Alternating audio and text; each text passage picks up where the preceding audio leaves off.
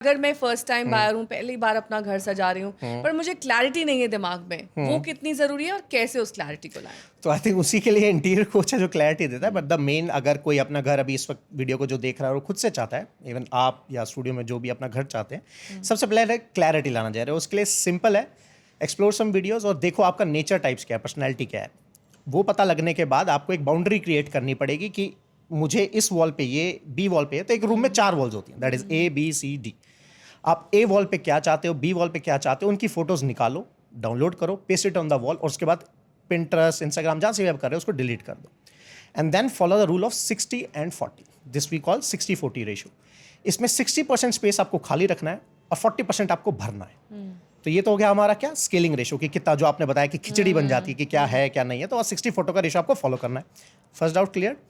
अब कई बार आपने देखा होगा कि अगर मैं, जैसे हमारे रणवीर सिंह है, वो green cap, red T shirt, yellow jeans, तो कुछ समझ नहीं आता कि कलर हार्मोनी क्या चल रहा है। उस टाइम पे आपको 70-30-10 रेशियो यूज करना होता है। जो भी कलर आप मार्केट में 10% should be Kainchi and popup colour, कि कुछ भी ब्राइट रेड और ब्लडी रेड आप यूज कर सकते हो, ब्राइट ऑफ येलो यूज कर, बट दैट शुड बी 10%। उससे ज्यादा होगा तो आई कैची के जगह आई सोर बन जाएगा, इरिटेशन होगी, और ये उस टाइम फील नहीं होगा। This all happens subconsciously. आप बैठे रहोगे और सडनली आपको लगेगा यार मैं बोर हो गया हूँ अपने इंटीरियर से, just because you have use too many colours, and that is not good. Subconsciously it will irritate you. Office से लड़के आ रहे हो, घर पे बैठोगे और आपको भी घर पे, जो कहते हैं ना कि होटल जाने के बाद भी घर ही जाने का मन करता है, तो दैट्स इट। तब आपको वो फील बुरा होता है क्योंकि you have use too many colours. तो this is 10%। 30% will be colour जो कि पॉपअप कलर का थोड़ा लाइटर वर्जन होगा, जो पीस में आता है, जैसे bride of lighter shade of any colour, जिसे हम पेस्टल कलर बोलते हैं, लाइक बेज हो गया, लाइट ऑफ ग्रे हो गया, this kind of colour. And 70% should be tone of white, because white एक ऐसा कलर है जिसके साथ सारे कलर्स चलते ही चलते हैं।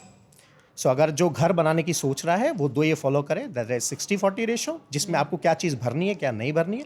फॉर एग्जाम्पल मान लो 10 फीट बाय 10 फीट की वॉल है, विड्थ 10 फीट है, हाइट 10 फीट है, तो अब मुझे पेंटिंग किस साइज़ की लेनी चाहिए। तो अगर हम कैलकुलेट करेंगे तो 60% वॉल आपको भरनी, खाली रखनी है, 40% आपको भर देनी।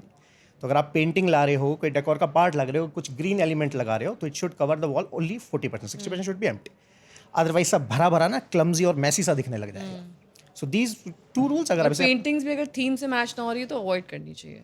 देखो अब इसमें थोड़ा, कई बार आपकी चॉइसेस जो बाहर मार्केट में अवेलेबल है या ऑनलाइन है उससे मैच नहीं कर पाती, आपके दिमाग में कुछ चल रहा होता है, you want abstract pattern, you want random कोई चीज, पर वो नहीं मिल पा रहा है। So it's better to leave it like that, या फिर उसको भरें किस ना किस तरह से। देखो भरा भी होना चाहिए, रीजन भी नहीं तो ऐसा लगेगा घर खरीदते खरीदते बजट खत्म हो गया और अब कुछ बचा नहीं, तो हमने वॉल को खाली छोड़ दिया। This is all about interior design, और there are lot of markets बन जा रहा है। धीरे धीरे कर सकते हैं ना, हाँ धीरे धीरे, क्योंकि आप अगर ट्रैवल करते हो तो आपके माइंड में होना चाहिए कि मेरी एक वॉल खाली रखी हुई है मैंने, तो आप ट्रैवल कर रहे हो, वहां से कोई शो पीस मिल गया, कोई डेकोरेटिव पार्ट हो गया।